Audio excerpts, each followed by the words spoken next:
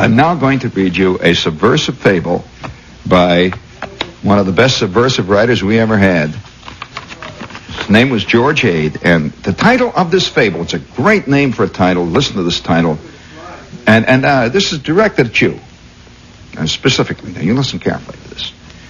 The 1 or 2 points of difference between learning and learning how. Okay, gang? All set? In a red schoolhouse back in the Webfoot district. Let that soak in there. Let them think about that for a minute.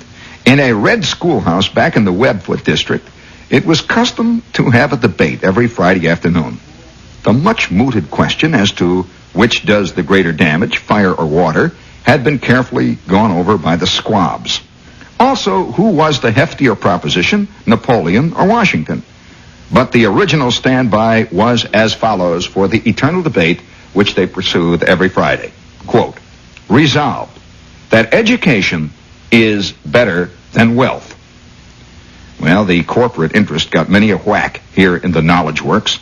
Most of the children wanted to grow up to be like Galileo. They claimed that mere wealth could not purchase happiness. The only genuine peace of mind came from being able to call off the geological periods with the eyes closed. Here in this little brain hatchery were 2 kids who were not mates. One was called Otis. The other was Bradford, or Brad for short. Otis was the boy who took the affirmative side on Friday afternoon. Ot firmly believed that learning was the most valuable asset that a man could tuck away. Brad, however, was for the money end of the game. But when he got up to make his talk, his vocabulary became jammed and caught crossways in the flu, and teacher would motion him back to his seat. Otis, however, could tell in well-chosen phrases why the scholar was better and happier man than the millionaire, and so he always received the vote of the judges. Now, Brad was done up, but unconvinced. He could not stand up before the district school and tell why it was a good policy to corral the coin.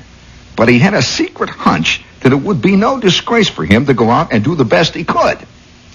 Brad had a bulldog jaw and large bloodshot hands and a neckband somewhat larger than his hat band. He jumped the stockade when they started to teach him botany. He weighed 180 pounds, and he thought he was too large to sit around and count the petals of the ox-eye daisy when he might be out selling lightning rods to the yaps and making jug-handle contracts. Accordingly, he dug. Bradford is making a great mistake, said Otis, as he saw his friend tear from the institution of learning. In order to get a few worldly chattels right at the jump, he sacrifices his diploma. I shall be more foxy. I shall go right on through high school, and then I shall attend college and get a degree. When I have taken my degree, then I will be the human it. My scholarly attainments and polished manner will get me past the door and into the inner circle of the hot potatoes. As for Bradford, although it is possible that he shall have combed up a little currency, he will be a mere ordinary sordid businessman, not 127 when he tries to stack up against one who has just been delivered of a thesis on the correlated phenomena of unconscious cerebration. While Brad was out in the back townships, shortchanging the farmers and buying 8% mortgages, Otis was working his way through college and living on oatmeal, except on holidays, and then he had prunes. He was getting round-shouldered, wore specs, was all gaunted up, but he never weakened. He was pulling for the laurel wreath of scholarship. In other words, the degree. After humping it for 4 years, he passed his final exam, and the faculty decided that he was a Bachelor of Arts. That was the day when he had the laugh on Brad. In the meantime, Bradford had been choking various people and taking it away from them. He had 4 salesmen under him, and he had butted into the firm, but he was still shy on botany. Inasmuch as Otis had been one of the brightest men in his class, he was offered a position as instructor in the college at a salary of $55 a month with a promise of a $5 raise at the end of 5 years, if he lived. Otis accepted, because the outside world did not seem to be clamoring for his services at the time, even though he was an authority on the Mesozoic period and knew all the diatoms by their first names.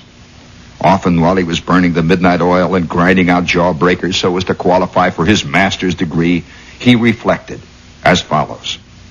It is true that Brad is making it hand over fist and wears $6 shirts and rides in a stateroom on the Pullman, but he is not a Bachelor of Arts. And one day when he is a multimillionaire, I can still look down on him, for then I will be a Master of Arts. I have known since childhood that education is more desirable than paltry gold. Although the newspapers and the general public do not seem to be with me to any extent, it is better to hobnob with the binomial theorem than to dally with the champagne supper. Well, in due time, the faculty gave him the degree of M.A. to what was left of Otis. And still his ambition was not satisfied. He wanted to land a doctor's degree. He knew that anyone who aspired to this eminent honor had to be a Pippin. But he hoped that he could make some contribution to the world of thought that would jar the whole educational system and help him climb to the topmost pinnacle of human greatness. Professor Otis did the dig act year after year. At the age of 49, he was still M.A. and owned a house with a mortgage on it. In the meantime, there had been revolutionary changes in the world of finance. Everything on earth had been put each into a pool. Each smooth citizen who had something that was of no particular use to him went to work and capitalized it. Brad closed out his interests for so much money that anyone else would have been ashamed to take it. Then he and some other buccaneers went down to Wall Street to have fun with several dignified gentlemen whom Brad described as them fly Eastern mugs.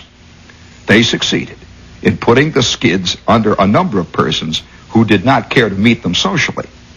When Brad walked around in his $1 million hut, he had to step high to avoid stumbling over bundles of the long green. But he never had made any further headway with his botany. It happened one day that Brad was out molting, and he dropped in at the college where his boyhood friend was now the professor of dipsicology and pelasmus. "This is a likely-looking joint," said Brad as he sized up the campus. "I like to encourage these joints because they help to keep a lot of young fellows away from business offices.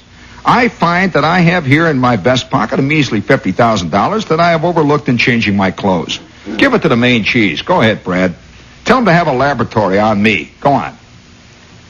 When the news got out, all the big wigs gave a parade in their 90s. The faculty called a special meeting and made Brad immediately a doctor of philosophy. The next year, Brad put up a gym. They made him a doctor of divinity. The following year, he handed them a telescope and became an LLD. Every time he coughed, he was made some new kind of doctor. In fact, for a man with a 6 1/4 hat who did not know the difference between the pistol and the stamen, he was the most learned thing in 7 states. Professor Otis was crowded immediately into the ditch. Sometimes he wonders which of the two has the nub end of the argument that started way back there in the little red schoolhouse.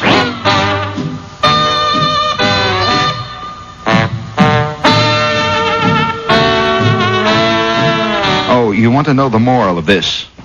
The moral is the longest way around is the shortest way to the university degree.